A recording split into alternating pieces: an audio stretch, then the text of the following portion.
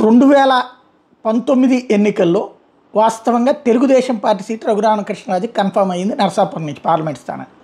కానీ ఆయన పర్సనల్గా చేయించుకున్నటువంటి సర్వే కారణంగా అక్కడ తెలుగుదేశం విజయం అసాధ్యం, రాష్ట్రంలో కూడా తెలుగుదేశం విజయం అసాధ్యం అని తెలియగానే సీటు బీఫామ్ ఇస్తామని లోకేష్ కబురు చేసినా సరే వద్దని చెప్పి వైఎస్ఆర్ కాంగ్రెస్ పార్టీలో చేరి ఏదైతే వాళ్ళ పీకే టీం వాళ్ళతో కన్సల్ట్ అయ్యి పీకే టీం వాళ్ళ ద్వారా జగన్కి చెప్పించుకుని తను వచ్చారు.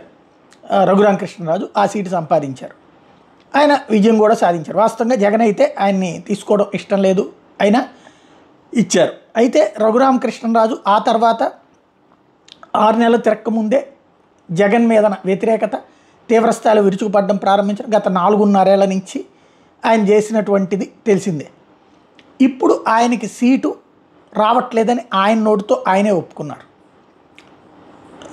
ఇప్పుడు మరి అది ఇంకా ఇప్పుడు ఆయన ఏంటి నరసాపురంలో నా ముఖం చూసి ఓటేశారు కానీ జగన్ ఎవడు వాడెవడు వీడెవడు అని మాట్లాడుతూ వచ్చారు.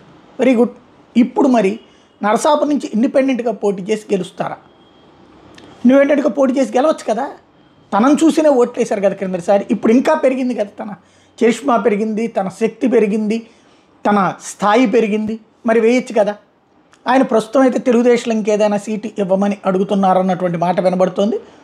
అది ఎంతవరకు వాస్తవం తెలీదు. తెలుగుదేశం పార్టీ ఇస్తుందా లేదా వేరేది అన్నటువంటిది ఏదో ఒకటైతే ఆఫర్ చేయాల్సి. కానీ తెలుగుదేశానికైనా సమస్య అదే, ఏ పార్టీలో ఉంటారో ఆ పార్టీకే ఆయన వెన్నుపోటు పొడుస్తారు కాబట్టి, ఆ పార్టీనే దుమ్మెత్తిపోస్తారు కాబట్టి, రెండోది బోళా అంటూ అందరినీ తిట్టిపోస్తారు కాబట్టి, ఎవరు మనకి శత్రువుల్ని తిట్టేవాడిని బయట ఉంచి వాడుకోవాలి కానీ మన పార్టీలోకి తెచ్చి రేపు పొద్దున మనల్ని తిట్టించుకోకూడదు. ఇది సహజంగా ఎవరికైనా ఉండేటువంటి గుణం.